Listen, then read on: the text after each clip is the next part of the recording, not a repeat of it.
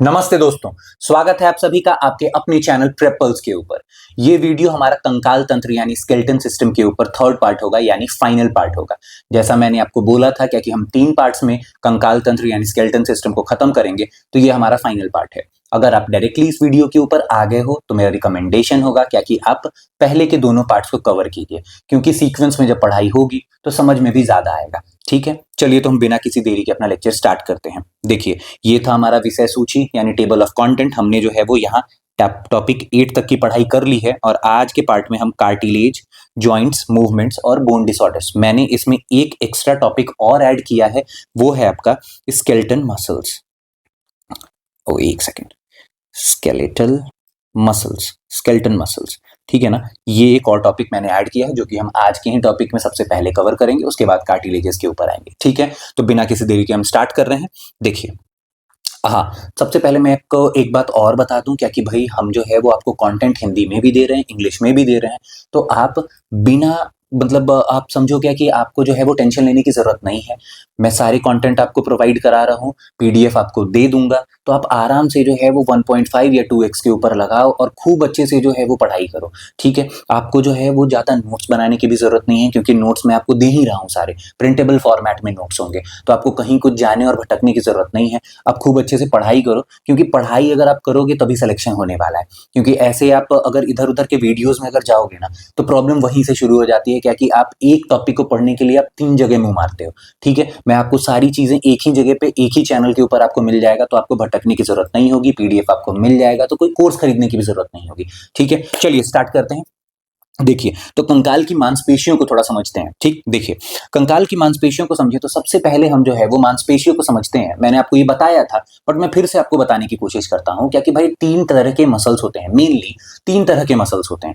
एक होता है आपका कार्डियक मसल्स, है ना, कार्डियक मसल्स, जो कि इस तरीके का देखने में होता है। इसके बारे में मैंने आपको हार्ट वाले टॉपिक में खूब अच्छे से सर्कुलेटरी सिस्टम में आपको इसके बारे में बताया था। आपने अगर नहीं देखा है तो आप उसको देख के आओगे। ठीक है, वो कार्डियक मसल्स आपको कहाँ देखने के लिए मिलता है? ये हमारे हार्ट में देखने के लिए मिलता है। ठीक, अगर मैं बात करूं स्केलेटन मसल्स की, तो वो इस तरीके का कुछ होता है, ये देख रहे हो आप, इस तरीके का कुछ होता है। इसके बारे में खूब अच्छे से आज डिस्कशन होगी। और एक होता है स्मूथ मसल्स, स्मूथ मसल्स जो कि हमारे डाइजेस्टिव सिस्टम में देखने के लिए मिलता है, डाइजेस्टिव सिस्टम में देखने के लिए मिलता है। ठीक है ना, डाइजेस्टिव सिस्टम मतलब क्या भाई? इंटेस्टाइन में देखने के लिए मिलेगा, आंत में देखने के लिए मिलेगा, स्टमक में, पेट में देखने के लिए मिलेगा। साथ ही साथ जो है ये एक्सक्रीटरी सिस्टम, डाइजेस्टिव सिस्टम और एक्सक्रीटरी दोनों में ही देखने को मिलेगा। और ये जो है वो हमारे यूरिनरी, ब्लैडर और सारी मतलब क्या कहते हैं, एक्सक्रीटरी सिस्टम के अंग में भी देखने को मिलेगा। ठीक है ना, तो ये जो है वो स्मूथ मसल, तो इसके बारे में हम जानते हैं स्मूथ मसल्स। ठीक, इसके बारे में हम जानते हैं कार्डियक मसल्स के बारे में। ठीक है, आज जो है वो हम तीसरे मसल के बारे में जानने वाले हैं, जो कि है आपका स्केलेटन मसल्स। ठीक, चलिए स्टार्ट करते हैं। देखिए, तो ये जो है वो पूरा लोकेशन दिया हुआ है ताकि आपको जो है वो समझने में थोड़ी सी भी दिक्कत ना हो। यहाँ हार्ट के पास है तो ये कार्डियक मसल्स हैं, तो हार्ट से कार्डियक, ये तो डायरेक्टली याद हो जाएगा। तो डाइजेस्टिव सिस्टम में क्या होगा? डाइजेस्टिव सिस्टम में स्मूथ मसल्स होंगे। और स्केलेटल मसल्स कहाँ भाई? हड्डियों के पास जो मसल्स होगा वो स्केलेटल मसल्स है, उसके बारे में तो अभी डिस्कस करेंगे ही खूब अच्छे से। ठीक, चलिए अब देखते हैं क्या कि स्केलेटल मसल्स क्या है, व्हाट इज स्केलेटल मसल्स। ठीक, देखिए क्या है भाई कि स्केलेटल मसल्स जो है वो वोलेंट्री मसल्स है। क्या है भाई? वोलेंट्री मसल्स है। वोलेंट्री मसल्स को क्या कहते हैं भाई?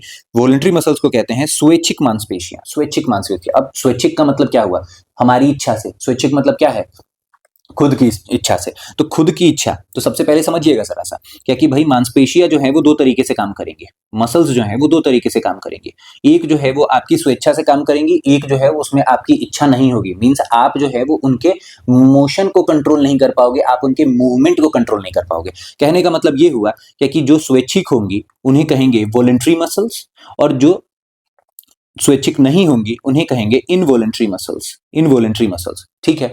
अब देखो, वॉलंटरी मसल्स की बात करें तो वॉलंटरी मसल्स की जो है वो मूवमेंट को, इनकी मूवमेंट को हम कंट्रोल कर सकते हैं, कंट्रोल कर सकते हैं। जैसे कैसे कंट्रोल कर सकते हैं? मेरी इच्छा होगी तो मैं ये मुट्ठी बांधूंगा, और मेरी इच्छा होगी तो मैं इस मुट्ठी को खोल दूंगा। ठीक ना, इस तरीके से। मेरी इच्छा होगी तो मैं इस पेन को पकड़ूंगा, और नहीं इच्छा होगी तो छोड़ दूंगा, इस तरीके से। ठीक, लेकिन क्या आप एक बात बताओ, इनवॉलंटरी का मतलब हुआ क्या कि जिसमें मूवमेंट, जिसका मूवमेंट जो है वो कंट्रोल हमारी इच्छा से कंट्रोल ना हो सके, ना हो सके। इसका अर्थ क्या है भाई?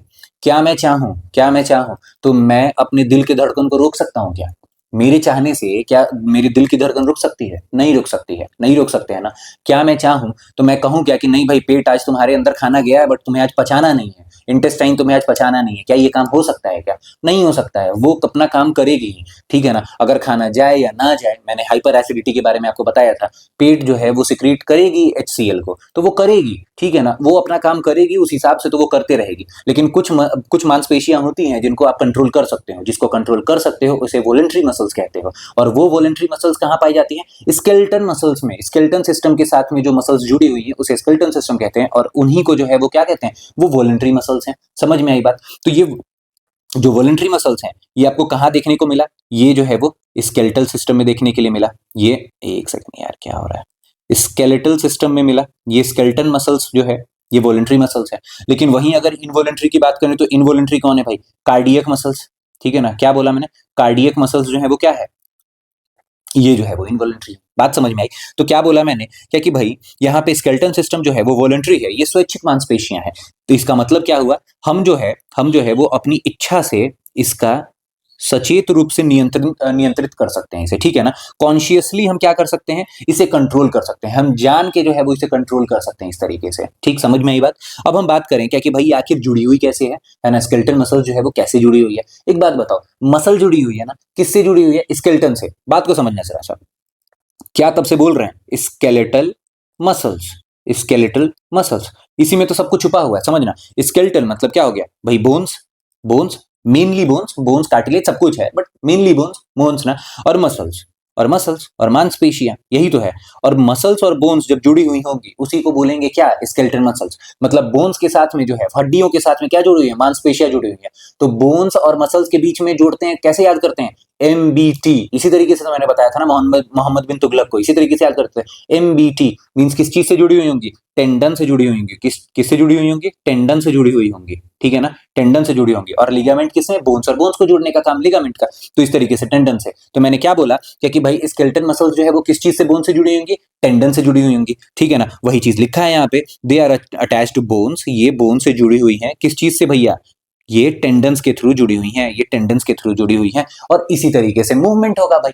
मसल्स, मैंने आपको एक क्वेश्चन में बताया था पिछले वाले टॉपिक में, पार्ट 2 में, क्या कि भाई मूवमेंट के लिए, शरीर में मूवमेंट के लिए मसल्स की भी जरूरत है, हड्डियों की भी जरूरत है, और साथ ही साथ नर्वस सिस्टम की भी जरूरत है। बताया था ना किस तरीके से।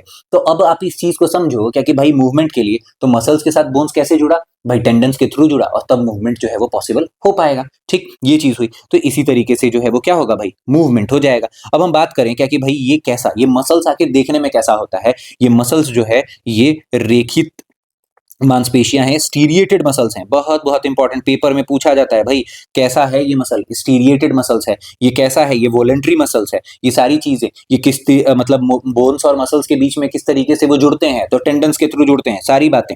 ठीक, अब ये बात समझना क्या कि स्टीरिएटेड है तो ये माइक्रोस्कोप के अंदर किस तरीके से दिखेंगे? ये रेखीकृत हैं तो ये किस तरीके से दिखेंगी आपको जब आप माइक्रोस्कोप के अंदर देखोगे? तो भैया ये दिखती हैं, इनके अंदर लाइट और डार्क बैंड्स दिखता है, हल्के और गहरे रंग की पट्टियां दिखती हैं माइक्रोस्कोप के अंदर। तो ये चीज बहुत इंपॉर्टेंट है, पेपर में जो जो चीजें पूछी जाती हैं, और एनसीईआरटी का कंटेंट मैंने लिया हुआ है सारी चीजों में, ठीक है ना। तो पूरे साइंस में, चाहे वो बायो हो, चाहे आगे मैं फिजिक्स पढ़ाऊं, चाहे केमिस्ट्री पढ़ाऊं, हर चीज में आपको एनसीईआरटी का कंटेंट देखने को मिलेगा। तो एनसीईआरटी तो है ही, मैंने आपको सबसे पहले ही टॉपिक की शुरुआत में बताया था क्या कि भाई अब वो लूसेंट वाला जमाना गया क्या कि आप PYQs याद करो और काम हो जाए। नहीं यार, पेपर टफ होगा तो आपको एनसीईआरटी कॉन्सेप्ट्स को समझना पड़ेगा, और पेपर में कॉन्सेप्ट जो है वो एनसीईआरटी बिल्ड करता है, तो वो सारी चीजें होनी चाहिए। अब बहुत जगह पेड बैच में जाओगे ना, आपको ये सारी चीजें नहीं देंगे वो लोग, ठीक है। चलिए, तो मैंने आपको क्या बताया क्या कि स्टीरिएटेड मसल्स होते हैं। तो स्टीरिएटेड मसल्स हैं तो भाई वो माइक्रोस्कोप के अंदर किस तरीके का दिखेगा? भाई सीधी रेखा में होता है। अभी हम इमेज देखेंगे तो आप समझना क्या कि भाई वो एक रेखा में है, तो वो देखने में कैसा है? जब हम माइक्रोस्कोप के अंदर देखते हैं तो हमें लाइट और डार्क रंग की पट्टियां दिखती हैं, ठीक है ना, वो बैंड्स में दिखता है। तो ये चीज आप याद रखोगे। हमने बात की क्या कि भाई स्केलेटन मसल्स जो है वो वॉलंटरी हैं, ये वॉलंटरी हैं, इसे हम, इसकी मूवमेंट को हम खुद से काबू कर सकते हैं, हमारी इच्छा पे डिपेंड करता है। साथ ही साथ हमने बात की क्या कि ये जो है ये किस चीज से जुड़ी हुई है? ये मसल, ये बोन्स के साथ, टेंडन्स के साथ जुड़ी हुई है। MBT से याद कर लिया था। उसके बाद हमने बात किया क्या कि ये जो है वो क्या है भाई? ये स्टीरिएटेड हैं, ये स्टीरिएटेड मसल्स हैं, है ना, ये जो है। और जब हम माइक्रोस्कोप के अंदर देखते हैं तो ये स्टीरिएटेड मसल्स किस तरीके से दिखती हैं? लाइट और डार्क बैंड्स में दिखती हैं, लाइट और डार्क बैंड्स में दिखती है, ठीक है ना, लाइट और डार्क बैंड्स में दिखती हैं। तो ये सारी बातें की, बातें बहुत सारी लिखी हुई हैं, बट मैंने निचोड़ जो है वो नीचे लिख दिया है आप सबके लिए। ठीक, चलिए आगे देखते हैं। अब हम बात करते हैं इनके फीचर्स के बारे में, भाई क्या कि ये कैसा गुण दिखाती हैं, उस चीज के बारे में अगर बात करें तो भाई देखो, कंट्रोल करने की अगर हम बात करें, कंट्रोल बहुत बहुत सीधे शब्दों में मैंने लिखा है क्या कि भाई आप किस तरीके से इसे बहुत बड़े आराम से कर सकते हो, क्योंकि ये सारी चीजें ना मेरे हैंड रिटन नोट्स में थे, और मैंने हैंड रिटन नोट्स को जो है वो क्या किया है, मैंने हैंड रिटन नोट्स को जो है वो प्रिंटेबल फॉर्मेट में खुद से बनाया है। ठीक है, तो अब देखो इस चीज को क्या कि भाई इसे कंट्रोल कर सकते हैं, कैसे कंट्रोल कर सकते हैं, कंट्रोल कर सकते हैं तो ये वॉलंटरी टाइप होगा, वॉलंटरी टाइप होगा। ठीक है, उसके बाद अगर हम इसके स्ट्रक्चर की बात करें तो स्ट्रक्चर के बारे में मैंने आपको बताया था सर्कुलेटरी सिस्टम में, क्या कि क्वेश्चन आया हुआ था वहां पे, वॉलंटरी मसल कैसा होता है, इनवॉलंटरी मसल इनमें से कौन सा नहीं है, इस तरीके से क्वेश्चन था, इनमें से कौन सा इनवॉलंटरी मसल नहीं है, और बहुत सारे उसके फीचर्स लिखे हुए थे। तो मैंने आपको बताया था जो वॉलंटरी मसल का फीचर होगा वो इनवॉलंटरी का नहीं होगा, तो आप वॉलंटरी याद कर लो, मैंने वहां पे आपको बताया था। बट अब देखो इसी दिन के लिए तो हमने रोक के रखा था क्या कि भाई जब वॉलंटरी आएगा तो हम उस चीज को बहुत अच्छे से पढ़ेंगे। आज हम पढ़ रहे हैं इस चीज को बहुत अच्छे से। देखो यहाँ पे तो स्ट्रक्चर कैसा होगा, ये लंबे होंगे, ये लॉन्ग होगा, सिलिंड्रिकल होगा और मल्टी न्यूक्लिएटेड होगा। देखते हैं एक बार एक इसके, इसको देखो, ये देखो यहाँ पे ये है, देखना ये लंबे लंबे हैं, इसीलिए तो इसे हमने स्टीरिएटेड कहा था। ये लंबे लंबे है ना, क्या इसमें कोई ब्रांच है? नहीं, इसमें कोई ब्रांच नहीं है, तो ये चीज आप याद रखोगे। इसमें जो है स्केलेटन मसल्स में ब्रांच नहीं होता है, इसमें कोई ब्रांच नहीं होता है, ये चीज तो आप सबसे पहले याद रखोगे। उसके बाद ये लंबे लंबे हैं, तो लंबे हैं इस वजह से इसे क्या बोला, स्टीरिएटेड बोला, स्टीरिएटेड बोला। अब देखो ये जो है ना, मैं दूसरे कलर से करता हूँ, एक सेकंड इससे करते हैं। ये देखो ये जो ब्लैक ब्लैक देख रहे हो ना, ये सारी चीजें देख रहे हो आप यहाँ पे, ये सब ये क्या है, ये न्यूक्लियस है। तो क्या एक के अंदर आपको बहुत सारे न्यूक्लियस नहीं, 3-4 न्यूक्लियस देखने को मिल रहे हैं, तो यहाँ से आपको ये पता चला क्या कि भाई इसमें बहुत ज्यादा न्यूक्लियस होता है, इसीलिए हम इसे मल्टी न्यूक्लिएटेड कहते हैं, मल्टी न्यूक्लिएटेड कहते हैं। वहीं अगर आप हार्ट वाले मसल्स में देखोगे ना तो एक एक न्यूक्लियस एक एक जगह पे दिखेगा, इसीलिए यूनि न्यूक्लिएटेड था। ठीक है, ये बात हो गई, ये वॉलंटरी है, ये बात आपको याद है क्या कि भाई हम इसके मूवमेंट को कंट्रोल कर सकते हैं, तो ये क्या है, ये वॉलंटरी है, ये वॉलंटरी है। यही सारी बातें की हैं। अब धीरे धीरे करके और बात कर लेते हैं। देखिए यहाँ पे तो एपियरेंस कैसा है भाई, एपियरेंस है इसका स्टीरिएटेड, स्ट्रिप्ड है अंडर माइक्रोस्कोप, और जब माइक्रोस्कोप के अंदर देखते हैं तो लाइट और डार्क बैंड दिखता है, लाइट एंड डार्क बैंड दिखता है, लाइट एंड डार्क बैंड देखने को मिलता है। डन, बात खत्म। उसके बाद अगर हम लोकेशन की बात करें तो भाई ये तो जो है वो जहां जहां स्केलेटन सिस्टम के साथ है, फेस के ऊपर हो, हाथ के ऊपर हो, तो इन सब जगह पे तो ये इंपॉर्टेंट नहीं है उतना। बाकी देखो ये बहुत बहुत इंपॉर्टेंट है। पिछली बार हमने जो है वो अपने क्लास में जब पीवाईक्यू पार्ट 2 में जो पीवाईक्यू था उसमें इसको खूब अच्छे से डिस्कस भी किया था। देखो यहाँ पे फटीग होता है, थकान होती है, लेथार्जिक फील करते हैं, ये वाला मसल जो है वो बड़ी जल्दी थक जाता है, बहुत जल्दी थक जाता है। ठीक है ना, और थकता कैसे है भाई, थकता कैसे है, समझना मेरी बात को, थकता कैसे है, क्योंकि देखो कार्डियक मसल है, लगातार जो है वो आपका धड़कन चल रहा है, क्या एक सेकंड के लिए भी बंद होता है क्या, नहीं बंद होता है ना। सिस्टोलिक और डायस्टोलिक प्रेशर के बारे में बताया था आपको वहां पे। तो आप एक बात बताओ, क्या रुक रहा है क्या, नहीं रुक रहा है ना। तो अगर नहीं रुक रहा है तो मेरे भाई आपको समझ में आएगी, तो क्या वो थक रहा है क्या, नहीं थक रहा है, उसमें थकान कम है। लेकिन यहाँ पे आप एक बात बताओ, आप जिम करके आते हो, आपको थकान होती है, आपको सोरनेस महसूस होता है आपके हाथों में, क्या कि अरे यार यहाँ तो बहुत ज्यादा सोरनेस हो रहा है, मोच आ गई है, बहुत सारी चीजें आप बोलते हैं। क्यों आता है ये चीज, क्योंकि ये थक जाता है, ये मसल्स जो है ये बहुत जल्दी थक जाते हैं। अब थक जाते हैं तो भैया कैसे थक जाते हैं, थक जाते हैं तो यहाँ पे एनाएरोबिक रेस्पिरेशन होता है। फिर से एक बार रिमेंबर करते हैं इस चीज को, एनाएरोबिक रेस्पिरेशन होगा, एनाएरोबिक रेस्पिरेशन होगा तो थकान के कारण जो है वो यहाँ पे क्या होगा, लैक्टिक एसिड का फॉर्मेशन होगा। एनाएरोबिक रेस्पिरेशन के कारण लैक्टिक एसिड बनेगा, और लैक्टिक एसिड के साथ में 2 एटीपी एनर्जी भी बनेगा। ठीक है ना, तो यही सारी बातें होती है ना। तो सबसे जल्दी कौन मसल थक जाता है, स्केलेटन मसल बहुत जल्दी थक जाते हैं। ठीक, ये बात याद रखोगे। अब ये इसका लोकेशन बताया हुआ है, तो ये लोकेशन तो आपको पता ही है, तो ये बहुत बहुत इंपॉर्टेंट स्लाइड है। ठीक है ना, चलिए अब हम बात करते हैं इसके फंक्शंस के बारे में। भैया फंक्शंस कैसा है, तो देखो फंक्शन जो है वो सबसे पहले तो ये समझ लो क्या कि ये जो है वो जोड़ों में काम करते हैं, पेयर्स में काम करते हैं।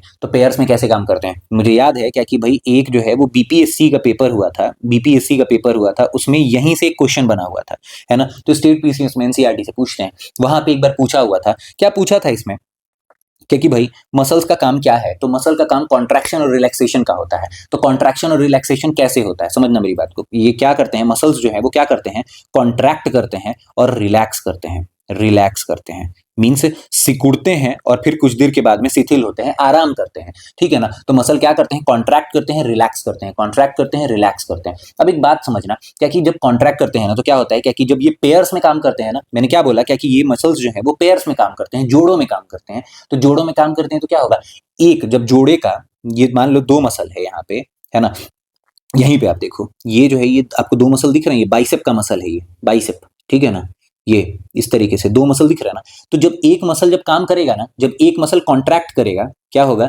जब एक मसल कॉन्ट्रैक्ट करेगा ना, तो एक मसल आराम करेगा, रिलैक्स करेगा। इसी तरीके से काम होता है। तो एक कॉन्ट्रैक्शन, एक रिलैक्सेशन, इस तरीके से काम होता है, ठीक है ना। मसल का काम क्या है, मसल का काम कॉन्ट्रैक्शन और रिलैक्सेशन का है, ठीक है ना। सिकुड़ना, शिथिल होना, सिकुड़ना, शिथिल होना, इस यही काम करता है। डन, समझ में आई बात। उसके बाद क्या है भाई, मसल ये क्या करते हैं, ये स्केलेटल मसल्स हमें पोस्चर देते हैं, है ना। मैं ऐसा दिख रहा हूं, कोई जो है वो मुझसे ज्यादा बल्की दिखेगा, है ना, जो जिम विम करेंगे वो ज्यादा बल्की दिखेंगे, है ना। तो हर किसी का बनावट अलग है, वो क्यों है, ये इसी मसल्स के कारण ही तो है, हड्डी और मसल के ढांचों के कारण ही तो है। तो इसी कर तो ये पोस्चर के कारण में आता है, ठीक है ना। साथ में मूवमेंट मूवमेंट देगा और बॉडी में हीट भी जनरेट करेगा, ठीक है ना। जिम विम करते हो तो शरीर गर्म हो जाती है ना, तो वो वाली बात है, ठीक। उसके बाद हम बात करते हैं क्या कि भाई ये इन्वॉल्व होता है रिफ्लेक्स एक्शन में, मीन्स प्रतिवर्ती क्रियाओं में। समझना मेरी बात को, इसका अर्थ क्या है, देखो नॉर्मली हमने समझा क्या कि स्केलेटल मसल्स जो है वो कैसा होता है भाई, वॉलंटरी होता है। कैसा होता है, वॉलंटरी होता है।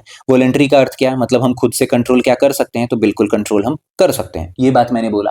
अब एक बात समझना क्या कि अगर स्केलेटल मसल्स वॉलंटरी हैं, लेकिन अब मैं आपको एक सिनेरियो देता हूँ, समझो क्या कि मैं अगर आपके सामने हूँ और मैं आप पे एक जोर का थप्पड़ चलाने के लिए अगर हाथ चला दूं, तो आप क्या करोगे, आप बिना कुछ सोचे समझे, सोचना, बिना कुछ सोचे समझे आप तुरंत हाथ लगा के बचने की कोशिश करोगे, है ना। तुरंत बचने की कोशिश करोगे। सामने अगर कुत्ता अगर आ जाए, है ना, और वो आपके ऊपर दौड़ा चला आ रहा है, तो आप क्या करोगे, आप तुरंत भागोगे। आपने कुछ नहीं सोचा, आप तुरंत भागोगे। एकदम सडन इंपल्स हुआ आपके साथ में, सडन इंपल्स, इसको क्या बोलते हैं, स्टिमुलस कहते हैं, एकदम तुरंत से। और इसी रिफ्लेक्स एक्शन, क्या इस रिफ्लेक्स एक्शन को क्या आप काबू कर पा रहे हो, नहीं ना, नहीं काबू कर रहे हो ना। हाँ, अगर आप पहले से, मैंने आपको बताया हो क्या कि मैं थप्पड़ मारूंगा और आप थप्पड़ खाने के लिए रेडी हो, तब तो कोई बात ही नहीं है। लेकिन अगर अचानक से कुछ भी होता है, तो आप क्या करते हो, अचानक से आप बचने की कोशिश करते हो। तो ये बचने का जो प्रक्रिया है, इसी को रिफ्लेक्स एक्शन कहते हैं। और इस रिफ्लेक्स एक्शन के ऊपर जो है, क्या आपका कोई कंट्रोल है, नहीं है। ये कंट्रोलिंग डायरेक्टली जो है वो स्पाइनल कॉर्ड से होता है, नर्वस सिस्टम में खूब अच्छे से पढ़ेंगे। लेकिन अभी आप समझो क्या कि क्या इसके ऊपर कोई कंट्रोल है, नहीं है आपका कंट्रोल।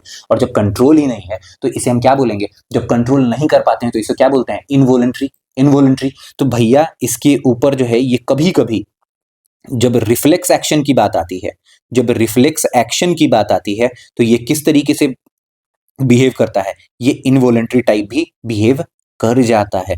लेकिन पेपर में जब क्वेश्चन आएगा, जब पेपर में क्वेश्चन आएगा, तो आप इसे वॉलंटरी ही मानोगे, क्योंकि मुख्यतः मेनली ये क्या करता है, ये वॉलंटरी ही है, मुख्यतः ये वॉलंटरी ही है। जब रिफ्लेक्स एक्शन की बात आएगी, जब सडन एक्शन की बात आएगी, जब अचानक से कुछ होगा, वहां पे ये इनवॉलंटरी टाइप भी बिहेव करता है। तो स्पष्ट हो गया, आपको समझ में आ गया क्या कि भाई किस तरीके से कब इनवॉलंटरी टाइप भी कभी कभी बिहेव करता है और वो कभी कभी ही होता है। लेकिन मेनली किस तरीके से, मेनली वॉलंटरी, पेपर में अगर आएगा तो हम वॉलंटरी ही मारेंगे। ठीक, समझ में आया। चलो आगे।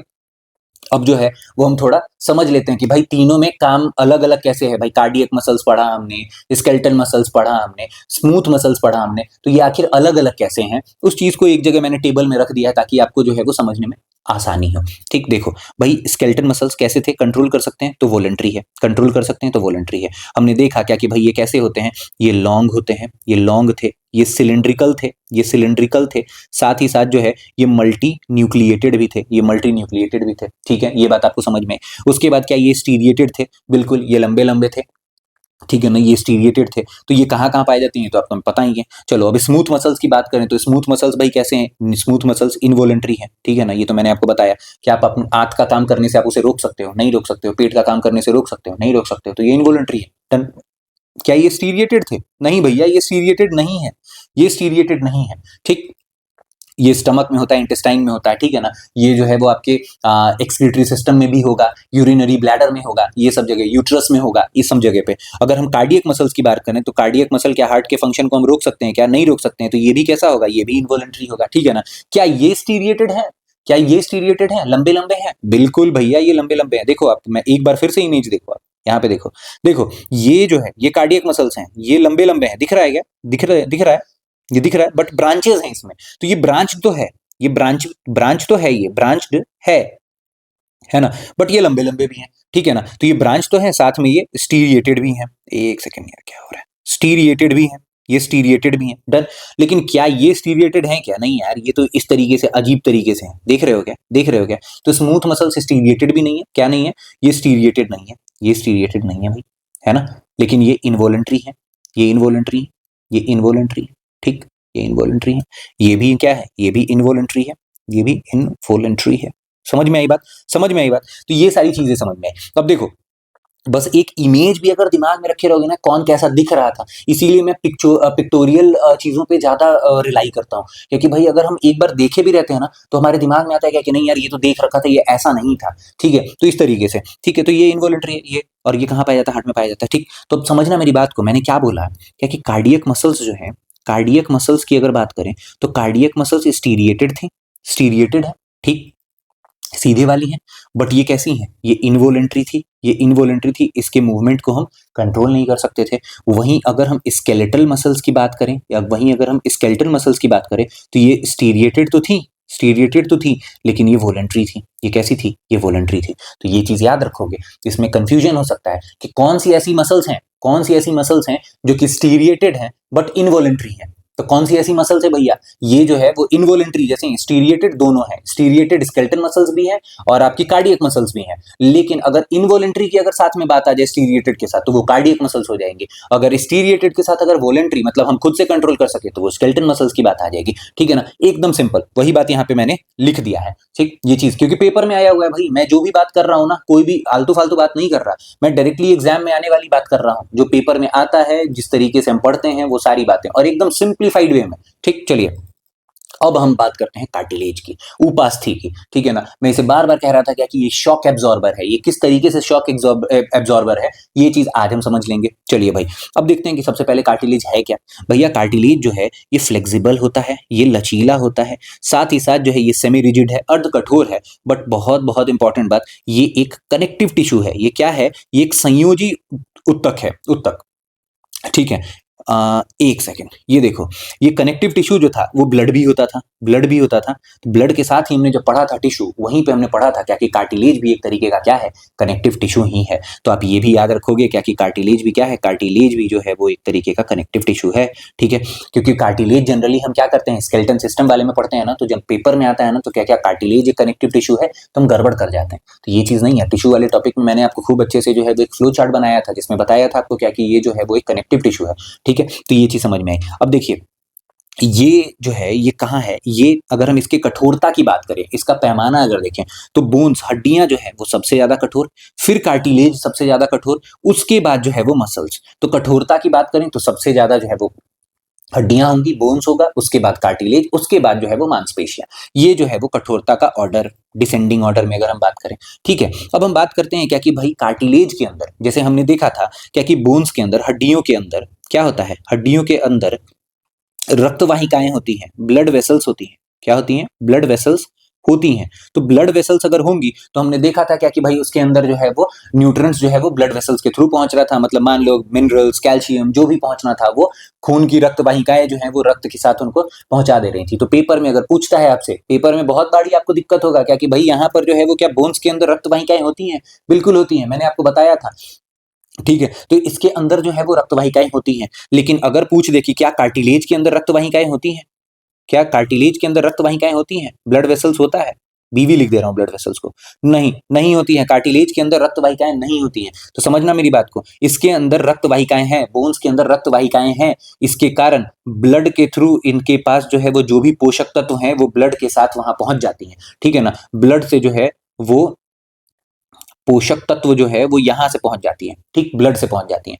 बट अगर हम बोले क्या कि भाई यहाँ पे जब ब्लड वेसल्स हैं ही नहीं, जब यहाँ पे रक्त वाहिकाएं नहीं है, तो भाई शरीर के अंदर तो खून ही लेके जाता है सब कुछ, है ना, सारी न्यूट्रिएंट्स जो है, पोषक तत्व जो है वो खून लेके जा रहा है। बट अब यहाँ पे कैसे ले पहुंच रहा है? कार्टिलेज के पास कैसे पहुंच रहा है? तो भाई कार्टिलेज में जो है वो पहुंचता है डिफ्यूजन के थ्रू। किस तरीके से पहुंचता है? डिफ्यूजन के थ्रू, जिसको कहते हैं हिंदी में प्रसार, प्रसार के थ्रू। जैसे सेल्स में, सेल्स में क्या होता है? सेल्स में डिफ्यूजन और ऑस्मोसिस। ऑस्मोसिस किस चीज का? मैंने बताया था जब सेल्स पढ़ाया था, तो आपको बताया था कि डिफ्यूजन जो होता है वो क्या होता है? डिफ्यूजन और ऑस्मोसिस। ऑस्मोसिस जो है वो डिफ्यूजन का ही जो है वो स्पेशल केस है, जिसमें जब लिक्विड का होता है तो वो क्या हो जाता है? वो जो है वो ऑस्मोसिस कह देते हैं, है ना। तो यहाँ पे जो है वो क्या होगा? डिफ्यूजन के थ्रू हो जाता है, डिफ्यूजन के थ्रू। तो आपसे अगर पूछे कि क्या रक्त वाहिकाएं होती हैं कार्टिलेज के अंदर, तो नहीं, नहीं होती हैं। तो यहाँ पर जो है वो न्यूट्रिएंट्स किस तरीके से पहुंचता है? तो यहाँ पे डिफ्यूजन के थ्रू पहुंचता है। ठीक है, ये चीज समझ में आई। तो यहाँ पे देखो यही बात लिखी हुई है, बोन्स में जो है नहीं होती है, यहाँ पे भी जो है वो किसी तरीके का कोई भी जो है वो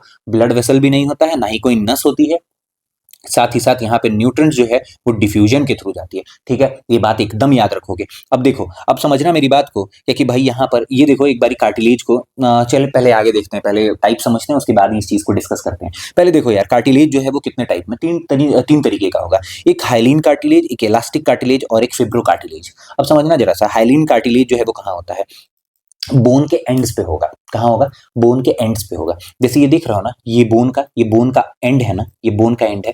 जब ये हड्डी आ रही है तो ये इसका एंड है ना। तो ये जो ब्लू कलर का आप देख रहे हो ना, ये ब्लू कलर का जो आप देख रहे हो ना, लाइट ब्लू कलर का, यही कार्टिलेज है, ये कार्टिलेज है।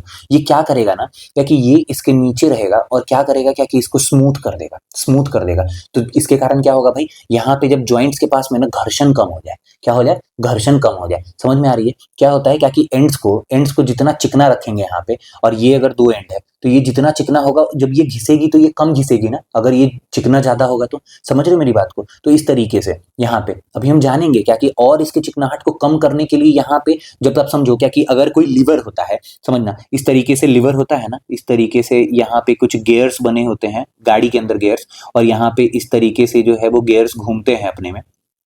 ठीक है ना, इस तरीके से जब ये घूमते हैं तो यहाँ पे जो है वो क्या होता है, इसके अंदर जो है वो हम लोग ग्रीस डाल देते हैं, है ना, तेल डाल देते हैं, ताकि क्या हो जाए, मशीन की मूवमेंट जो है वो तेज हो जाए, अच्छा हो जाए, स्मूथर हो जाए। तो ये एक फ्लूइड भी होता है, इस फ्लूइड के बारे में हम लोग आगे बात करेंगे। बट यहाँ पे अभी आप समझ रहे हो क्या कि जितना इसको स्मूथ रखेंगे, जितना एंड्स को स्मूथ रखेंगे, उतना ज्यादा घर्षण कम होगा, उतना ज्यादा हमारी हड्डी कम घिसेगी। समझ रहे हो, बूढ़ों में यही दिक्कत हो जाती है ना। तो यहाँ पे जो है वो उतना ज्यादा ये सही होगा। और ये स्मूथ जो है, ये इसके एंड पे क्या लगा होता है, एंड पे कार्टिलेज होता है। और इस कार्टिलेज जो हड्डी के एंड पे होता है, इस कार्टिलेज को क्या कहते हैं, हड्डी के एंड। ये हड्डी नहीं है, मैं आपको समझाने की कोशिश कर रहा हूँ, क्योंकि इस हड्डी के एंड पे जो होगा वो क्या होगा, वो होगा हाइलिन कार्टिलेज। समझ रहे हो मेरी बात को। और वो लंबी लंबी हड्डियों के पास होगा। यहाँ पर हमारा ह्यूमरस था ना, यहाँ की हड्डियों के नीचे जो है वो कार्टिलेज में कार्टिलेज लगा होगा नीचे एंड पे, इस तरीके से। ठीक है, यहाँ पे। और इसको क्या करेगा, ये स्मूथ बनाएगा, सरफेस को स्मूथ बनाएगा ज्वाइंट मूवमेंट के लिए। ठीक है ना, समझ में आ रही है बात, ये चीज होगा। तो हाइलिन कार्टिलेज का समझ गया अपन। इलास्टिक कार्टिलेज को समझते हैं। इलास्टिक मतलब क्या होता है, फ्लेक्सिबल होगा, लचीला होगा।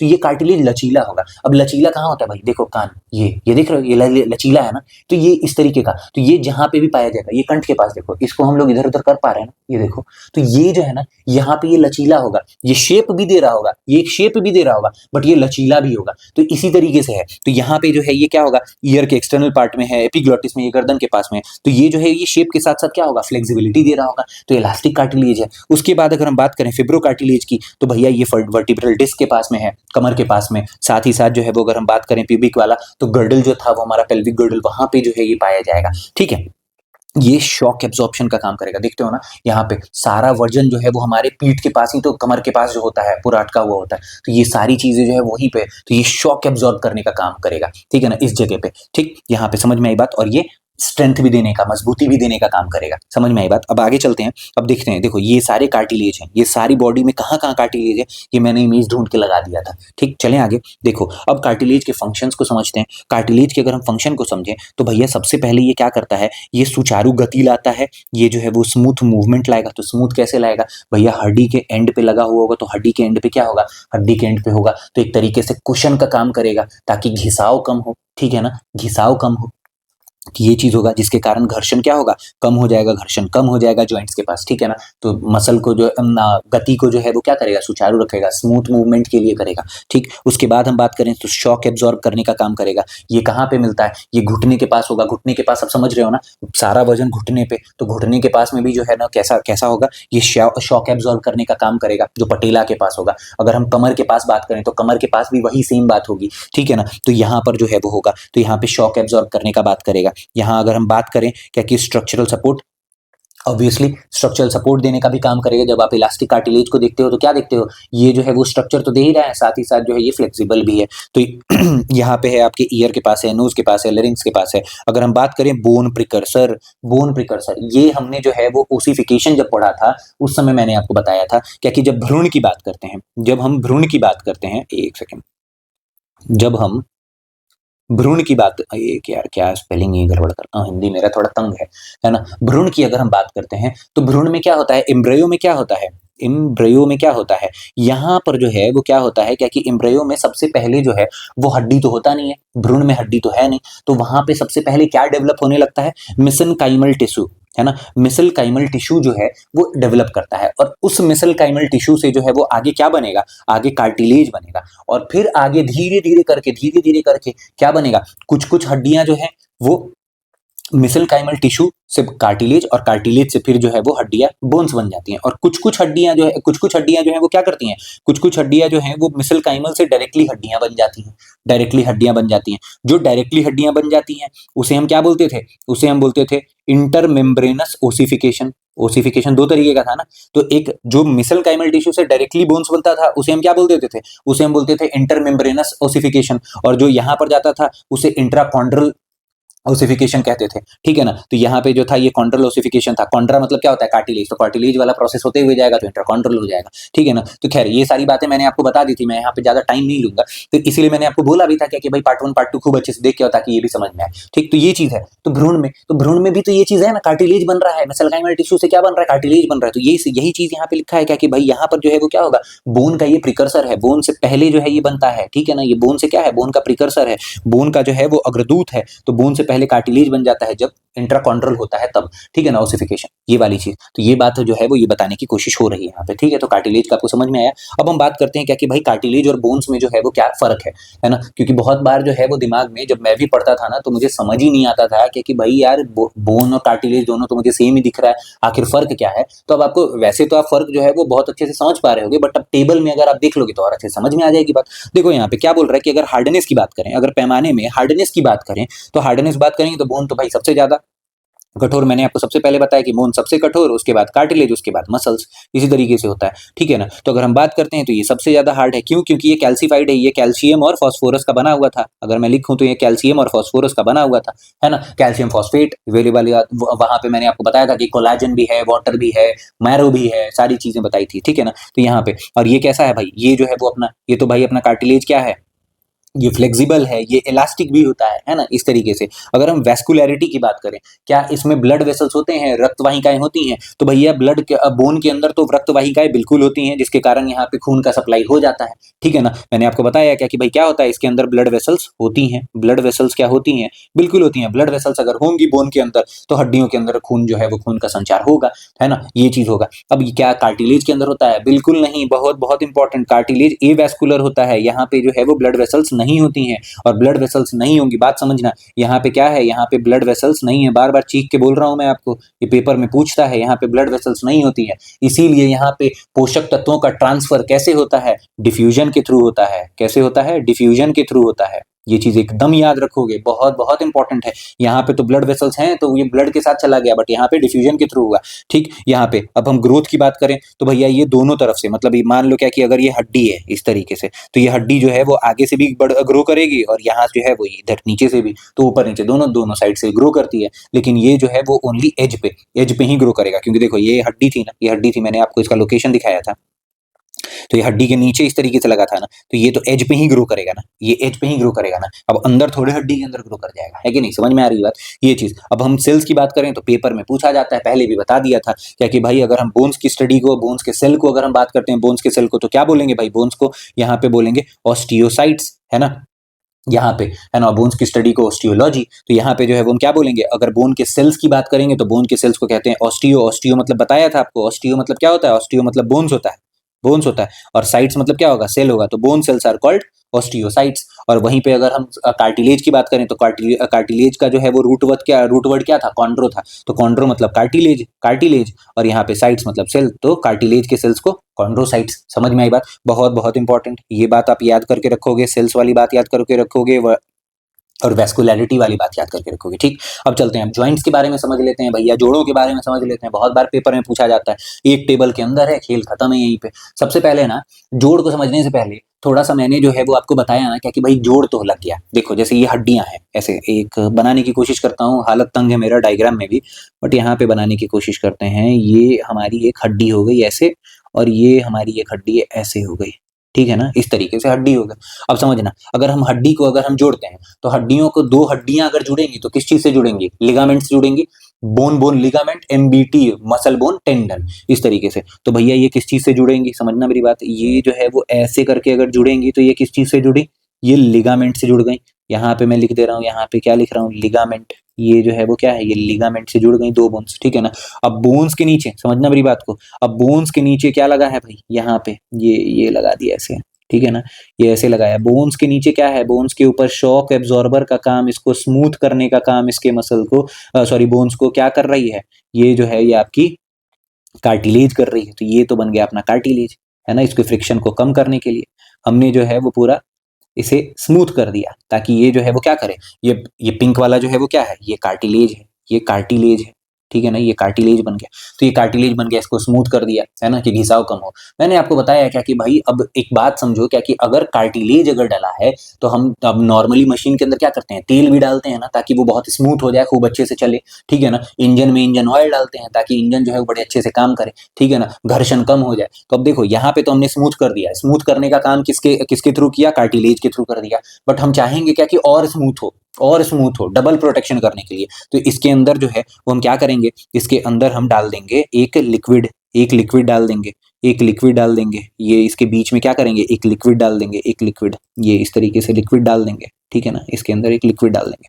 अब लिक्विड डाल दिया, अब इस लिक्विड को हम क्या बोलते हैं, पेपर में ये लिक्विड पूछा जाता है भाई, यहाँ पे इस लिक्विड को क्या बोलते हैं, इस लिक्विड को बोलते हैं साइनोवियल फ्लूइड, साइनोवियल फ्लूइड, ठीक है ना, साइनोवियल फ्लूइड कहते हैं इसको, है ना। और अब चाहेंगे क्या कि लिक्विड बह जाए, नहीं चाहेंगे ना, तो इस लिक्विड के लिए भी एक मेम्ब्रेन बन जाएगा, यहाँ पे एक चादर, एक झिल्ली बन जाएगी, है ना। तो इस झिल्ली को क्या बोल देंगे, इस झिल्ली को बोल देंगे साइनोवियल मेम्ब्रेन, क्या बोल देंगे, synovial, synovial membrane, synovial membrane कह जाएंगे, ठीक है ना। समझ में आई बात, मैंने क्या बोला, क्या कि भाई एक हड्डी है, अपनी हड्डी के नीचे जो है वो कार्टिलेज लगा है, कार्टिलेज के अंदर जो है वो, अब इन दोनों कार्टिलेज के बीच में क्या है, एक फ्लूइड भरा हुआ है, एक फ्लूइड भरा हुआ है। इसको खूब अच्छे से थोड़ा सा इस फ्लूइड को रंग दे, है ना, ये ऐसे रंग दिया इसको, है ना, ये फ्लूइड भरा हुआ है, इस फ्लूइड को कहते हैं साइनोवियल फ्लूइड, है ना। ये क्या करेगा, ये मूवमेंट को और लुब्रिकेशन प्रोवाइड कर लेगा, ग्रीस का काम कर जाएगा, समझ रहे हो मेरी बात को। यही ग्रीस जो है वो हमारे दादा दादी नाना नानी होते हैं ना, उनके हड्डी में खत्म हो जाता है, जिसके कारण घर्षण होने लगता है, ठीक है, समझ में आ रही बात। तो ये चीज हो जाता है, और इसको ढकने का काम कौन कर जाता है, इसको साइड से एक झिल्ली ढक लेती है, जिसको साइनोवियल मेम्ब्रेन कह लेते हैं। साइड से जो है वो ये बाहर से अपना क्या है, एक जो है वो अपना लिगामेंट है, बात खत्म, समझ में आई बात। यही बात, ये जो है, ये जो डायग्राम आप देख रहे हो, उसका सिंपलेस्ट फॉर्म ये था, ठीक है, समझ में आई बात। ये बहुत बहुत इंपॉर्टेंट है, इसीलिए साइनोवियल फ्लूइड देखो यहाँ पे ये लिख रखा है ना, साइनोवियल फ्लूइड। साइनोवियल फ्लूइड क्या करता है भाई, लुब्रिकेट करता है जॉइंट्स में। और क्या करता है, जॉइंट को क्या करेगा, लुब्रिकेट करेगा, जिसके कारण मूवमेंट क्या हो गया, स्मूथर हो जाए, यही काम करेगा। और साथ ही साथ कार्टिलेज क्या करेगा, अरे यार कार्टिलेज क्या करेगा, कार्टिलेज जो है वो कुशन प्रोवाइड किया था, मैंने बोला था ना गद्दे की तरह होता है, यहाँ पे कुशनिंग प्रोवाइड किया, क्या कि हड्डियां जो है वो शॉक एब्जॉर्ब भी करे, साथ ही साथ जो है वो स्मूथ भी हो जाए। तो लुब्रिकेशन का काम अगर पूछेगा तो किसका बोलोगे, साइनोवियल फ्लूइड का। अगर कुशनिंग का काम पूछेगा, शॉक एब्जॉर्बर का काम पूछेगा, तो कौन है, कार्टिलेज है। इसी तरीके से याद करना है, ठीक है। कुशनिंग का काम कौन करेगा भैया, कार्टिलेज करेगा, खत्म बात। अब चलो अब देखते हैं कौन कौन से जॉइंट होते हैं। तो टोटल मूलतः जो है वो 6 तरीके के जॉइंट्स हैं, समझ में आई बात, 6 तरीके के जॉइंट्स हैं। अब इन 6 तरीके के जॉइंट्स को हम समझ लेते हैं। सबसे पहले ball and socket joint, ball and socket joint. अब देखो बॉल एंड सॉकेट जॉइंट में क्या होगा ना, ये दिख रहा है, ये बॉल जैसा बना हुआ है और एक खड्डा सा होगा, मतलब इस तरीके से एक बॉल जैसा ऐसा होगा और इसके अंदर ये खड्डा सा होगा, इसी के अंदर ये घूमेगा। अब ये कहाँ कहाँ पाया जाता है, पेपर में यही चीज पूछा जाता है, कहाँ पाया जाता है भैया, देखो ये यहाँ पे, ये इस तरीके से ये घूम रहा है ना। अब ये जो है वो शोल्डर में पाया जाएगा, हिप बोन्स में पाया जाएगा, तो यहाँ पे जहाँ पे हमारा लोअर लिम्ब जो है वो पेल्विक गर्डल में फंसा हुआ होता है। अब देखो ये तो इंपॉर्टेंट है ही, साथ में इसमें पूछेगा क्या कि इसमें कितना 360 डिग्री का मूवमेंट हो सकता है, 360 डिग्री पूरा 360 इस तरीके से घुमा सकते हैं, ठीक, ये वाली बात तो बहुत इंपॉर्टेंट। स्टार लगाते जा रहा हूं जो जो इंपॉर्टेंट है। अब हिंज की बात करें, हिंज में क्या होगा, हिंज जो है वो हिंज में क्या होगा, इस तरीके से लटका होगा, समझना मेरी बात को, यहाँ ऐसे होगा इस तरीके से और एक इस तरीके से फंसा हुआ होगा। हिंज ऐसा ही होता है, देखो जहाँ पे एक हिंज, ये देखो ये है ना, ये वाला हिंज है, एक लटका हुआ होगा और उसके अंदर इस तरीके से फंसा हुआ होगा, ठीक है, मतलब इस तरीके से कुछ है, इस तरीके से इसमें जो है वो कुछ खांचा सा बना होगा और इसके अंदर कुछ फंसा होगा। तो ये जो है वो, अब तुम सोच के देखो यहाँ पे इस तरीके से, तो ये कैसा, ये थोड़ा ऊपर जाएगा थोड़ा नीचे जाएगा, तो ये वाला कहाँ है, इसी में तो है, ये देखो ऐसे ऐसे, ये आर्म्स में है, ये आर्म्स में है, तो ये कैसा होगा, इसमें किस तरीके का मूवमेंट दिख रहा है, 180 तो दिख रहा है क्या, 360 होगा, तो हिंज पूछा जाएगा। हिंज जो है वो आपके एल्बो में देखेगा, आपके नी में देखेगा, ठीक है ना। ये में जो इसमें कितना 180 डिग्री का मूवमेंट हो पाएगा। डन, समझ में आई। पाइवोटल जॉइंट, पाइवोटल जॉइंट, अब देखो पाइवोटल जॉइंट जो है ना वो सबसे पहले ये पाइवोटल देखो, ये ऐसे कुछ खड़ा होगा, इसके चारों तरफ जो है वो कुछ घूम रहा होगा, समझना। तो ऐसा कहाँ पे देखने के लिए मिलता है, ये गर्दन दिख रही है, ये गर्दन, इस गर्दन के ऊपर दिख रहा है, एक हड्डी यहाँ खड़ी होगी और उस हड्डी के ऊपर हमारा सर फंसा हुआ होगा और हम इस तरीके से घुमा रहे होंगे। यही तो हो रहा है ना, यही है पाइवोटल जॉइंट, ये है पाइवोटल जॉइंट। तो ये पाइवोटल जॉइंट कहाँ देखने के मिलेगा, नेक में देखने के लिए मिलेगा। और नेक में मैंने आपको बताया था कि नेक में होता है C2 एटलस बोन, बताया था ना आपको। नेक में क्या होता है, एटलस बोन होता है, एटलस बोन, जिसको C2 से सर्वाइकल, जब हम वर्टिब्रल कॉलम को पढ़ रहे थे तो वर्टिब्रल एक्सियल वाला, एक्सियल स्केलेटन पूरा, तो उसमें हमने देखा था क्या कि भाई सर्वाइकल बोन याद होगा, सीटी लस्सी, सर्वाइकल थोरैसिक लुम्बर, ये वाली बात। तो यहाँ पे सर्वाइकल सी फॉर सर्वाइकल, जहाँ पे 7 बोन्स थी, तो सर्वाइकल में क्या था, सर्वाइकल में 2 बोन्स थी, एक में जो है वो हमारा स्कल फंसा हुआ था जो C1 था, और ये वाली जो थी वो एटलस बोन थी। तो एटलस बोन के ऊपर क्या है, हमारा गर्दन जो है वो घूमता है, हमारा गर्दन जो है वो घूमता है। तो ये चीज याद रखोगे, एटलस बोन। तो ये एटलस बोन वाली बात भी याद रखोगे सबसे पहले तो। और दूसरा जो है वो यहाँ पे गर्दन में क्या होता है, गर्दन में जो है वो ये आपका पाइवोटल ज्वाइंट होता है, ये चीज याद रखोगे। उसके बाद अगर हम बात करें ग्लाइडिंग की, तो ग्लाइडिंग देखो ये इस तरीके से ग्लाइडिंग है, ठीक है ना, ये देख रहे हो ग्लाइडिंग। तो यहाँ पे जो है वो इस तरफ लटक जाए, कभी इधर ग्लाइड करता है, ग्लाइड करता है। तो ग्लाइड कहाँ करेगा भाई, अब अगर आप देखोगे तो रिस्ट में ग्लाइड करता है, एंकल्स में ग्लाइड करता है, ठीक है ना, यहाँ पे। अब सैडल जॉइंट बहुत बहुत इंपॉर्टेंट, सैडल जॉइंट जो है वो थंब में होता है, ठीक है ना। अब देखो सैडल जॉइंट अगर मैं आपको दिखाऊं तो यहाँ पे आप देख रहे हो ये वाला इस तरीके से, ये जो है वो एक इस तरीके से ऐसे कटा हुआ सा है, और इसके ऊपर जो है वो 3D है, तो इस तरीके से दिखेगा नहीं। आप यहाँ पे देखो, ये आपको दिख रहा होगा, इसके अंदर ना एक थोड़ा सा कटा सा है और ये उस कटे हुए में इस तरीके से फंसा हुआ है, तो ये आगे पीछे हो सकता है। तो ये वाली जो है वो सैडल जॉइंट थंब में देखने के मिलेगा। अगर फिक्स्ड की बात करें तो एकदम फिक्स्ड है, यहाँ पे कोई मूवमेंट ही नहीं है, तो भाई फिक्स जॉइंट कहाँ पे है, स्कल में है, एकदम ठीक है, तो स्कल में है। तो ठीक है, जहां जहां स्टार लगाया वो चीज एकदम याद करके रखोगे। साइनोवियल फ्लूइड वाली बात याद रखोगे, कार्टिलेज की बात याद रखोगे, खत्म है इसके बाद। ठीक है, अब हम बात करते हैं डिसऑर्डर्स की, लास्ट टॉपिक एकदम हमारे स्केलेटन सिस्टम का लास्ट टॉपिक। देखो यहाँ पे अब जो है वो अगर हम डिसऑर्डर्स की बात करें तो सबसे पहले बात करते हैं हड्डी कमजोर हो जाना। हड्डी 2 तरीके से कमजोर होगी, समझना मेरी बात को। हड्डी कमजोर मतलब कैल्शियम या विटामिन डी, या विटामिन डी की कमी हो जाना, यही तो होगा ना, है ना। इसकी जो है वो क्या हो जाएगी भैया, कमी हो जाएगी। अब अगर कमी हो जाएगी बड़ों में, अगर कमी हो जाएगी बड़ों में, है ना, या कमी हो जाएगी बच्चों में, यही 2 चीज हो सकती है, या बच्चों में। अगर बड़ों में कमी हुई भाई, समझना मेरी बात को, अगर बड़ों में कमी हुई तो इसे हम बोलेंगे ऑस्टियोपोरोसिस, ऑस्टियोपोरोसिस, ठीक है ना। और अगर बच्चों में कमी हो गई भाई तो इसे हम बोल देंगे रिकेट्स, ठीक है। समझ में आई बात, समझ में आई बात। अगर बड़ों में कैल्शियम विटामिन डी की अगर कमी हो गई तो हम क्या बोलेंगे, ऑस्टियोपोरोसिस, और अगर बच्चों में कमी हुई तो उसे हम रिकेट्स बोल देंगे। खत्म बात यहाँ पे ऑस्टियोपोरोसिस और रिकेट्स की। ठीक, अब हम बात करते हैं अर्थराइटिस की। अर्थराइटिस बहुत बड़ों में, जब बूढ़े हो जाते हैं लोग तो अर्थराइटिस की प्रॉब्लम हो जाती है। ज्वाइंट्स में इन्फ्लेमेशन होता है, ज्वाइंट में इन्फ्लेमेशन होता है अर्थराइटिस में, याद रखोगे ये चीज, ठीक है। फ्रैक्चर की बात करें तो बोन का टूटना ही फ्रैक्चर होता है। और ये जुड़ता कैसे है, जुड़ता कैसे है, याद होगा आपको, मैंने सेकंड में बताया था ओसिफिकेशन से।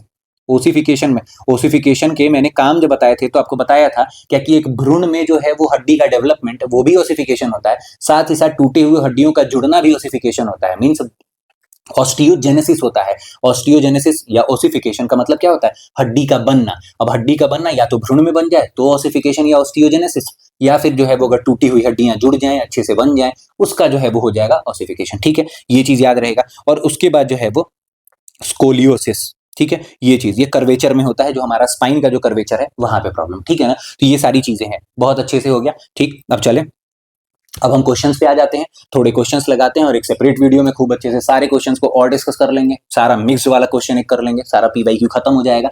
ठीक है, तो पहला क्वेश्चन है क्या कि what is the cause of muscle cramps, मांसपेशियों में ऐंठन का कारण क्या है। भैया ऐंठन का कारण क्या है, अब देखो भाई, excessive excitation of neuromuscular junction, insufficiency of oxygen supply to muscles, fatigue and weakness of the body, low glucose level in the blood। ठीक है, समझना मेरी बात को भाई। अगर ना ये 2 चीजें हैं यहाँ पर ना, आप पेपर के अंदर अभी तो आप पढ़ के आ रहे हो ना, अभी खूब अच्छे से आपको फटीग वाली बात याद है, आप मार जाओगे, तुरंत खत्म करोगे क्योंकि टॉपिक चल रहा है ना, तुरंत। लेकिन एक बात बताओ, क्या कि अगर ये पेपर में आता तो आपके दिमाग में ये नहीं आता क्या कि भैया यहाँ पे मसल्स में इनसफिशियंसी हो गया, हो सकता है ना, दिमाग में आ सकता है ना, बट समझना फटीग होने का कारण ही ये है। फटीग होने का कारण ये है। तो बेस्ट सुटेबल आंसर आप लोगे, बेस्ट सुटेबल आंसर लोगे। समझना मेरी बात को, मसल क्रैम्प्स अगर हुआ, मसल क्रैम्प्स हुआ मतलब यहाँ पे स्केलेटल मसल्स की बात हो रही है, स्केलेटल मसल्स की बात हो रही है, स्केलेटल मसल्स की बात हो रही है। अगर स्केलेटल मसल्स की बात हो रही है तो हमें पता है क्या कि ये बहुत जल्दी फटीग होता है, बहुत जल्दी थकान आ जाती है इसमें, बहुत जल्दी, बहुत क्विकली, है ना, ये बहुत जल्दी थकता है, ठीक है ना। अब थकता है तो इसमें क्यों होता है ये थकान, आखिर क्यों होती है? एनएरोबिक रेस्पिरेशन के कारण होती है, एनएरोबिक रेस्पिरेशन के कारण होती है। और इसके कारण जो है वो मसल्स में क्या बन जाता है, लैक्टिक एसिड बन जाता है, लैक्टिक एसिड बन जाता है, ठीक है ना। तो समझ में आई बात। ये थकान वाली बात जो है ये इस चीज में अपने आप एनाएरोबिक रेस्पिरेशन यानी ऑक्सीजन की कमी जो है वो इन्वॉल्व है। समझ रहे हो मेरी बात को, हम जो है वो पूरे एक ब्रॉडर स्केल की बात हो रही, तो ऑप्शन हमेशा आप बेस्ट वाला ऑप्शन चुनोगे। समझ में आई बात। तो इसीलिए ये मैंने ऑप्शन लिया है। और ये देखो क्या कि ये क्वेश्चन जो है वो ग्रुप डी में पूछा हुआ है, ग्रुप डी में साइंस के बहुत अच्छे अच्छे क्वेश्चन होते हैं, ठीक है। चलो तो यहाँ पे आंसर क्या होगा, ऑप्शन सी। समझ में आई बात इस तरीके से। अब समझो, अब अगला है आहार नली में भोजन की गति शरीर में निचली मांसपेशियों द्वारा द्वारा होती है, बिल्कुल, है ना। उसके बाद क्या कह रहा है, निम्नलिखित में से किस विकल्प में सभी अंगों में चिकनी मांसपेशियां होती हैं? बोल रहा है the movement of food in the elementary kanal is brought about by the smooth muscles. बिल्कुल, स्मूथ मसल्स के द्वारा लाया जाता है एलिमेंट्री कनाल में। एलिमेंट्री कनाल मतलब पूरा का पूरा डाइजेस्टिव सिस्टम, है ना, पूरा का पूरा डाइजेस्टिव सिस्टम, ठीक है ना, डाइजेस्टिव सिस्टम। और लेकिन बोल रहा है क्या कि भाई इसमें जो है वो स्मूथ मसल्स के कारण होता है, लेकिन पूछ रहा है which of the following options has all the organs having smooth muscles. अब इसमें से ऐसा कौन सा ऑप्शन है जिसमें सारे ऑर्गन्स में स्मूथ मसल्स होता है, सारे ऑर्गन्स में स्मूथ मसल्स होता है? भैया बहुत बहुत आसान, है ना। स्मूथ मसल्स में क्या होता है भाई, स्मूथ मसल्स में मैंने आपको बोला था क्या कि बॉडी में मैक्सिमम जो मसल्स हैं वो स्मूथ मसल्स ही हैं, बॉडी में मैक्सिमम जो है वो स्मूथ मसल्स में है। अब देखो समझना, मैंने आपको जो है वो दो तीन बातें बताई थी क्या कि स्मूथ मसल्स जो है वो डाइजेस्टिव सिस्टम में होती है, एक्सक्रीटरी सिस्टम में होती है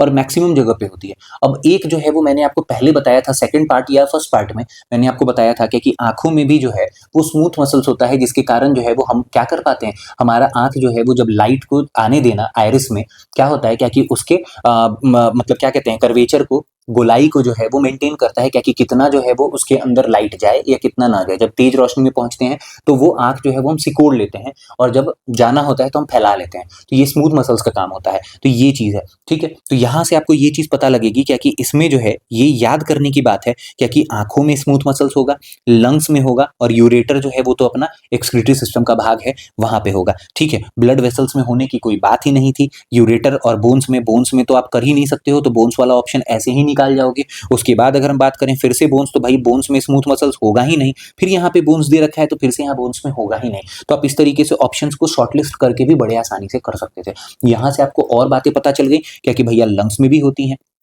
लंग्स में भी स्मूथ मसल्स होती हैं, मैंने आपको जानबूझ के डायग्राम में दिखाया भी है, तो यहाँ पे होता है, ठीक। तो इस तरीके से, और अगर ना समझ में आए तो आप ऑप्शन को जरूर जरूर एक बार पढ़ना। आपको यहीं पे बोन्स दिख गया, बोन्स में स्केलेटल मसल्स होती है, खत्म बात। बोन्स में फिर यहाँ बोन्स दिख गया, स्केलेटल मसल्स होती है, खत्म बात। फिर यहाँ बोन्स दिख गया, बोन्स में स्केलेटल मसल्स, खत्म बात, हो गया खत्म। इसी तरीके से आप शॉर्टलिस्ट कर जाओ। समझ में आई बात, चलें आगे। अब देखो यहाँ पे सिलेक्ट द रॉन्ग पेयर, भैया रॉन्ग पेयर, जैसे रॉन्ग पेयर, नॉट, फॉल्स, ये वाली चीजें अगर आए अलर्ट हो जाना है, एकदम अलर्ट होना जाना है। Of bone and related part of the human body from the given alternatives. कह रहा है क्या कि भाई गलत विकल्पों को चुनना है, जिस हड्डी के साथ में जिसका पैर लगाया हुआ है उसमें गलत ऑप्शन को चुनना है। अब समझना मेरी बात को, मैग्जिला जॉ में होता है, बिल्कुल मैग्जिला जो है, मैग्जिला और मैंडिबुलर जो था वो क्या था, जॉ में ही था। एकदम सही बात बताया था मैंने आपको। मैंडिबल ही जो है वो एकमात्र ऐसी हड्डी है जो कि क्या है, मूवेबल होती है हमारे पूरे स्कल में, ठीक है ना, ये बात। उसके बाद पटेला, पटेला जो है वो लेग में होता है एकदम।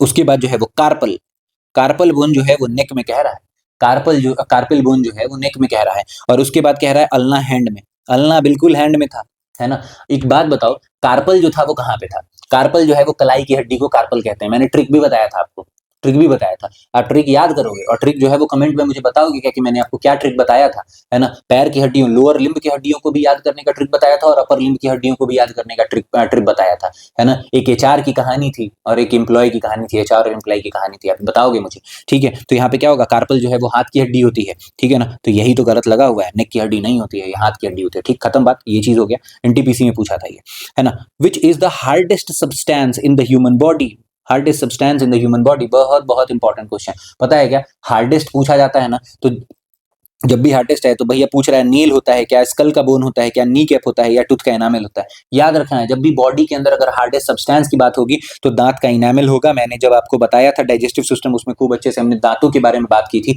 वहां पे। तो इस चीज को आप याद करके रखोगे क्या कि इनामल जो है वो पूरे बॉडी का जो है वो हार्डेस्ट सब्सटेंस है। वहीं जब हम हड्डी की बात करेंगे तो फीमर जो है वो सबसे स्ट्रॉन्गेस्ट हड्डी होगी। ठीक है, अगला क्वेश्चन वही लगा के रखा हुआ है कि स्ट्रॉन्गेस्ट बोन की जब बात करेंगे ह्यूमन बॉडी में तो वो क्या होगा, थाई बोन होगा या फीमर होगा, या फीमर होगा। तो देखो आप समझना मेरी बात को, मैंने क्या बोला, स्ट्रॉन्गेस्ट। अगर स्ट्रॉन्गेस्ट सब्सटेंस की बात होगी, स्ट्रॉन्गेस्ट सब्सटेंस की बात अगर होगी बॉडी में तो आप क्या बोलोगे, इनामल बोलोगे। इनामल बोलोगे, दांत में इनामल को बोलोगे। अगर स्ट्रॉन्गेस्ट बोन की बात होगी तो आप फीमर बोलोगे, फीमर बोलोगे। ठीक है ना, फीमर या फिर थाई बोन। ठीक है ना, थाई बोन। ठीक है, तो ये बात एकदम बहुत बहुत इंपॉर्टेंट है। देखो ये भी जेई में जानबूझ के कंफ्यूज करने के लिए, ये भी जेई में आया हुआ है और ये भी सेम क्वेश्चन जो था वो जेई में ही आया हुआ था। ठीक है, तब चांसेस हैं क्या कि एनटीपीसी या कहीं पे भी रिपीट तो करते ही हैं, आ जाएगा ये। ठीक, अब देखते हैं which one of the following is not an axial bone. Axial bone नहीं है, पहले बात। एक्सियल बोन थी कौन कौन सी, एक्सियल बोन ये पूरे एक्सिस के ऊपर स्कल था हमारा, ये रिब केज था, पीछे जो है वो वर्टिब्रल कॉलम था, यही चीज तो था। अगर इसी तरीके से याद होगा क्या ऑप्शन देखने की जरूरत पड़ेगी, स्कल, ये तो एक्सियल बोन है भाई, जो गलत होगा वही आंसर होगा। नॉट है, अलर्ट है।